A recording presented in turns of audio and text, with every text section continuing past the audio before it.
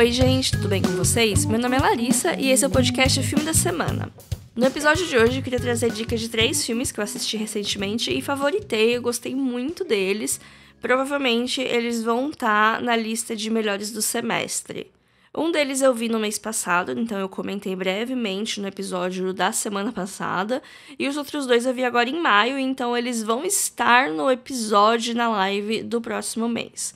Mas é normal eu falar muito do que eu gostei, né? Tem até um desses filmes que eu tô cogitando fazer um episódio solo, porque ele meio que é um marco na história de Hollywood, mas eu ainda não tive tempo de fazer a pesquisa que é necessária para esse tipo de conteúdo, então em alguma hora talvez venha, então eu vou começar o episódio por ele, que é Bonnie e Clyde, acho que tem o subtítulo aqui em português de Uma Rajada de Balas, mas enfim, é Bonnie e Clyde. É um filme norte-americano de 1967 e ele é um dos mais citados quando a gente fala da ruptura que teve entre a Era de Ouro para a nova Hollywood, que é influenciada pelos movimentos de cinema novo ao redor do mundo, e também do fim do Código Reis, que funcionava como uma censura autorregulada dos estúdios. O filme vai acompanhar a dupla que dá seu título, ele é ligeiramente baseado nos criminosos reais que viveram na década de 20 assaltando bancos. Existem debates do quanto as coisas foram realmente do jeito que elas estão mostradas no filme. Tem uma certa romantização, uma glamorização, mas isso é esperado, né? E também mostra que o interesse geral por true crime não é algo de hoje. Bonnie e Clyde vai contar como a dupla se conheceu, é a primeira cena do filme, e como eles se tornaram um casal e como eles iniciaram essa vida criminosa no meio oeste americano. Mistura um pouco de romance com thriller, é um filme sobre crimes, mas ele também é um road movie, já que a maior parte dele eles estão em movimento na estrada, fugindo ou procurando próximos alvos ou procurando abrigo, eles estão sempre no carro em movimento por aí. Ao mesmo tempo que tem uma certa humanização do casal, já que a gente torce por eles, também é um filme muito violento. Ele é absurdamente gráfico para a época, porque os dois eles vão deixando um rastro de sangue, matando todo mundo que tenta impedir eles de conquistar seus objetivos. Existe uma certa resistência no começo a atirar nas pessoas, mas em dado momento não ligam mais para isso. É debatível se é o primeiro filme de fato ou não, mas ele é um dos primeiros em Hollywood a mostrar uma cena que você atira com a arma, então tem a cena da arma sendo atirada e logo em seguida do que a arma causa. Porque antes era um shot da arma sendo disparada e no outro shot a pessoa estava no chão, você não via a ação da pessoa levando um tiro.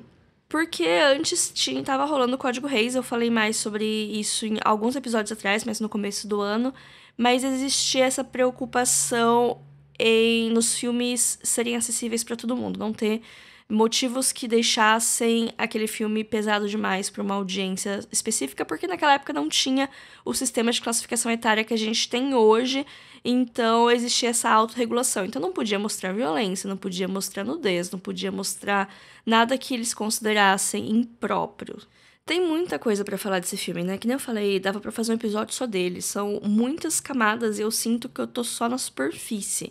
Ele é um filme que eu já tinha estudado cenas, ele sempre aparece quando você pesquisa sobre a história do cinema hollywoodiano, e eu fiquei feliz de finalmente assistir ele de verdade.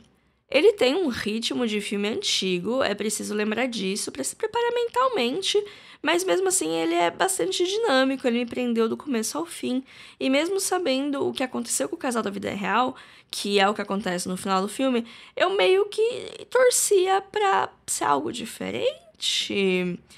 Enfim, né, a magia do cinema fazia a gente empatizar com criminosos. Sobre representatividade feminina. É claro que não é uma maravilha, né? Esse filme tem mais de 50 anos, ele foi dirigido por um homem, mas a Bonnie é tão protagonista quanto o Clyde. Ela é dona do próprio nariz e dá pra ver nela alguns reflexos das discussões feministas dos anos 60. Bonnie e Clyde é um filme que influenciou muito a leva de filmes sujos sobre crimes da década seguinte e ele se mantém relevante até hoje. Uma curiosidade, no Oscar de 2017, para comemorar os 50 anos do filme, a Faye Dunaway e o Warren Beatty, que são o casal protagonista, eles foram apresentar a categoria de melhor filme no Oscar. Tava lá os dois, já idosos, pra ler aquelas letrinhas, não ajuda em nada, que teve a confusão de trocarem os envelopes e o resto é história, já que foram eles que anunciaram La La Land vencendo a categoria, sendo que, na verdade, o vencedor era Moonlight. Vocês lembram desse episódio? Não faz tanto tempo assim. O fato é que eles não estavam errados, na verdade, quem errou foi quem estava organizando a cerimônia, que deu o envelope errado pra eles, mas acabou ficando marcado e o rosto deles tá lá na cena, né? Bonnie e Clyde tá disponível no HBO Max. O próximo filme também é vintage, mas é um pouco mais antigo. Então, tava mais ou menos à mercê do Código Hays, né? Que ele tava perdendo força nos anos 60, mas ainda influenciava as coisas. Eu tô falando de Charada, de 1963, com a Audrey Hepburn e o Cary Grant, que é o interesse amoroso dela, mas tem idade para ser pai dela. A protagonista é a Audrey Hepburn, ela é uma americana casada com um francês, tá de férias nas montanhas com a sua amiga e quando tá acabando as férias, elas já vão voltar pra Paris, ela tá pensando em pedir o divórcio, ela tá falando tipo, eu não sei, eu acho que meu marido tá mentindo pra mim, eu acho que ele não gosta mais de mim, vou pedir o divórcio. E lá nessas férias ela conhece o Cary Grant de passagem, eles trocam umas palavras até aí tudo bem. Quando ela retorna pra casa dela, tá vazia, não tem nada na casa. Ela abre a porta e tá tudo vazio, não tem nada. E ela fica, ué, o que aconteceu? E aí aparece um policial que leva ela pra delegacia e fala que o marido dela morreu num trem, que é a cena de abertura do filme, né? Começa com uma cena na neve, um trem passando e uma pessoa caindo, né? É o marido da Audrey Hepburn. E aí o policial fica em cima dela, porque tinha um dinheiro que era pra estar com esse cara e ninguém achou no corpo. O pessoal acha que talvez esteja com quem matou, mas que pode estar com ela. E ela fica, mas eu não tenho esse dinheiro que vocês estão falando. Aí a Audrey Hepburn percebe que, né, além do pensamento dela de, ai meu Deus, eu acho que o meu marido tá me enganando, ela percebe que ela não conhece o marido dela. Fiquei curiosa de como foi essa corte, né, pra ela conhecer o marido dela e resolver casar com uma pessoa que você não sabe nada. Mas enfim, isso é apenas um detalhe, não se prendam a essas coisas, né? O que se sucede no filme são várias situações confusas, porque aparece um monte de gente indo atrás da Audrey achando que ela tem esse dinheiro, enquanto ela mesma parte pra investigar sozinha, porque ela não entende por que isso tá acontecendo, ela quer saber onde tá esse dinheiro e quer achar quem matou o marido dela pra meio que ter algum tipo de explicação. E nesse momento de desespero ela entra em contato com o Cary Grant, eu não entendi muito bem porquê, mas eles são uma duplinha, eles vão investigar e tem vários plot twists, alguns maiores, outros menores, mas a maioria é de identidade, tipo, não, você é fulano, não, aquele lá é ciclano. Gente, tem um personagem que eu acho que ele tem uns 4 nomes no filme inteiro e cada hora, até a última cena tem plot twist, é muito divertido.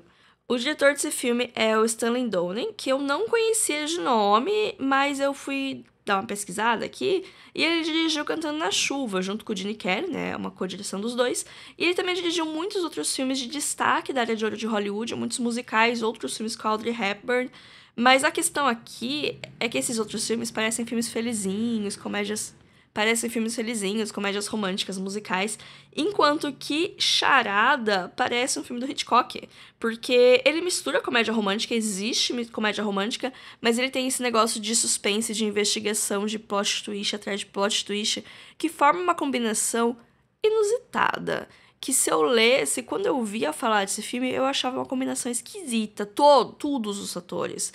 A questão de ser uma comédia romântica, a questão de ter essa vibe Hitchcockiana, a diferença de idade dos protagonistas, eu achava tudo muito esquisito, mas é incrível como dá certo, gente, é incrível como o casal tem química, como tudo funciona, apesar de que, assim, tem as horas que você sente a idade do filme, mas se você relevar isso, você vai se divertir, eu acho.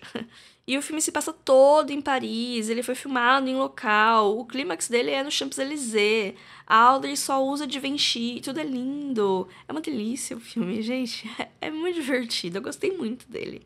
Sobre representatividade feminina, é basicamente a Audrey versus muitos homens chatos, às vezes até o próprio Cary Grant começa a ficar meio, tipo, homem, sabe? Homem velho, sabe? Então, né, tem esses momentos, assim, de que a gente sente a idade do filme. Ela tem uma amiga, que é essa que tá com ela da viagem, que aparece em alguns momentos, mas a maior parte do filme é ela e os homens, ela é a única mulher nessas situações. E muita gente subestima ela por ela ser jovem, por ela ser bonita, por ela ser pequenininha. E dá pra você perceber que ela se aproveita disso. Às vezes ela se faz de sonsa de propósito pra conseguir algumas coisas. E isso eu gosto. Eu gosto de quando o filme percebe que a mulher não é sonsa, mas ela está se fazendo pra se passar pra aquela situação. Não que a mulher é bobinha e sonsinha. Eu detesto filme que tem mulheres desse jeito. Principalmente filmes antigos, né? Porque tem algumas pessoas que tinham algumas visões, né? Enfim. Mas aqui, quanto a personagem da Audrey, eu gosto bastante dela. Então, né, esse filme ele tem 60 anos já, então qualquer coisinha que foge do clichê da donzela em apuros já é alguma coisa, apesar que tem alguns momentos de donzela em apuros aqui, né? E eu acho divertido como tanto Charada quanto Bonnie e Clyde, as mulheres protagonistas, elas estão, como que eu posso dizer isso? Muito mais animadas que os seus parceiros e acabam tomando iniciativa em alguns momentos, o que eu acho sempre ótimo. Acho ótima a representatividade de mulheres que tomam atitude. Charada tá disponível na MUBI, eu vou deixar um link na descrição para vocês ganharem 30 dias grátis para testar o streaming, que eu sempre falo muito bem dele aqui, ele é excelente. Além disso, dá para encontrar o filme no Belas Artes à la carte e na Pluto TV, que eu comentei alguns episódios atrás, que é uma forma de assistir filmes gratuitos com propaganda, mas o pouco do catálogo que eu conferi lá é dublado, então é capaz desse filme estar dublado lá também, o que é uma alternativa para quem não curte tanto filme legendado. Pra fechar, vamos pro filme mais recente, que eu já comentei por cima no episódio passado, porque eu vi em abril, que é Rye Lane, Um Amor Inesperado. Ele também é uma comédia romântica, olha só, os 3 filmes que eu trouxe hoje, eles não necessariamente são comédias românticas, Bonnie e Clyde não é uma comédia romântica, mas Charada é, Rye Lane também é, e os protagonistas são casais heterossexuais, né? Tanto o homem quanto a mulher, eles têm um nível de protagonismo muito semelhante. A diferença aqui em Rye Lane é que é um casal negro, os outros são casais brancos, americanos, aqui é um casal negro britânico, mas eu não planejei essa coincidência aqui no episódio, olha só. Mas voltando, Rye Lane é um filme britânico, independente, ele teve a sua estreia em Sundance lá em janeiro desse ano, e a Searchlight pegou os direitos de distribuição, então aqui no Brasil ele chegou no Star. É o primeiro filme da diretora Raine Ellen Miller, e ao longo de seus 82 minutos, sim gente, é só isso, a gente vai acompanhar um jovem casal que se conhece ao acaso. Tem uma vibe um pouquinho antes do amanhecer, porque a primeira metade é basicamente eles andando pelas ruas do sul de Londres, e se conhecendo melhor. Mas ele tem uma personalidade própria, dá pra entender a referência, mas o filme não é apenas isso. Ele tem essa personalidade com cores muito fortes, com lentes abertas, lentes de olho de peixe, e uma estética super moderninha que eu adorei. Vamos acompanhar o Dom e a Yas. Eles se conhecem na exposição de arte de um amigo em comum. E aí, na volta, eles saem de lá meio junto, acontecem umas coisas que eles conversam, eles acabam saindo juntos e eles vão conversando porque eles vão seguir o mesmo trajeto nessa rua que é a Rye Lane, que é uma rua que existe mesmo, lá em Londres. E aí, né, conversando e andando, essa é a parte similar com a trilogia do antes, eles vão percebendo que os dois passaram por términos recentes que deixaram cicatrizes um no outro. O Dom ainda tá chateado com a ex dele, que era um negócio super sério, eles moravam juntos e tal, e ela traiu ele com o seu melhor amigo, e ele descobriu de um jeito muito inusitado. Então ele tá muito pra baixo, muito triste, e mais tarde, naquele dia, ele tá indo pra um almoço, acho, pra alguma refeição, com essa ex e com esse amigo, que é o momento deles contarem o que realmente aconteceu. Tem esse momento de abrir o jogo. E ele não tá querendo ir, tá enrolando pra ir. Então a Yas acaba indo com ele pra meio que posar como se fosse a namorada atual, pra fazer ciúmes.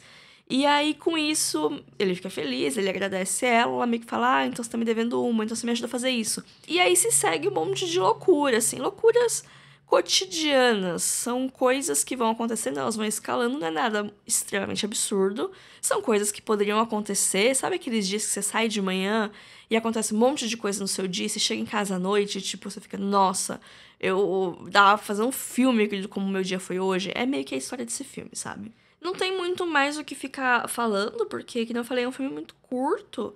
Eu também não quero dar spoilers, apesar que não sei muito quais são as expectativas das pessoas a respeito de uma comédia romântica. Ele meio que cumpre boa parte delas, mas também subverte algumas, eu acho isso interessante. Ele tem diálogos muito afiados, assim, são conversas que as pessoas não teriam necessariamente no mundo real, mas que é divertido de assistir. Tem coisa fofa, tem coisa engraçada, tem coisa que faz te morrer de cringe. Como toda comédia romântica, tem tudo isso, sabe? E ele vai ter um conflito no terço final, que sempre acontece. E eu gostei de como lidam com a resolução, porque é muito fácil você botar um conflito e uma resolução meia boca pro casal finalmente ficar junto, né? Aqui eu achei interessante o jeito que foi lidado as coisas, questão de dar tempo ao tempo e tal. E, enfim, eu gostei muito desse filme e não importa. Ah, Larissa, você deu spoiler. Não importa o fim, o que importa é a jornada. Porque é um filme muito gostoso. O tempo vai voar, você não vai perceber. E vai ser uma ótima 1h20 que você vai passar na companhia desses dois. Que é excelente. Esse filme é excelente. Assistam, como eu já falei. Rylane tá no Star Plus. E é um filme que mais pessoas deveriam conhecer, porque é muito fácil criar um cult following em volta dele, porque ele tem várias características pra juntar esse pequeno grupinho muito fiel que ama ele, que faz coisas dele, enfim. Assistam Rylane. Enfim, gente, esse foi o episódio de hoje. Espero que tenham gostado das diquinhas. Tem diquinhas antigas, diquinhas recentes, um pouquinho de tudo. Eu tô querendo que maio seja o meu mês temático de assistir clássicos. Eu não sei se tá rolando. Eu comecei o mês com esse pensamento. Aí eu vi acho que uns 4 filmes antigos, gostei. Mas depois não vi. Faz uma semana. Aliás, faz mais de uma semana. Faz quase 10 dias que eu não vejo um filme. Tomara que isso mude no fim de semana que esse episódio vai ao ar. Mas enfim. Sigam a gente no Instagram, @filme.da.semana. A gente também tem um e-mail para contato, caso vocês não sejam muito das redes sociais e querem falar comigo mesmo assim, é o podcast filmedasemana@gmail.com. Esse e-mail também é uma chave Pix, caso queiram fazer qualquer tipo de colaboração financeira com o nosso trabalho, será muito apreciado. E é isso. Fiquem bem e até semana que vem. Tchau, tchau.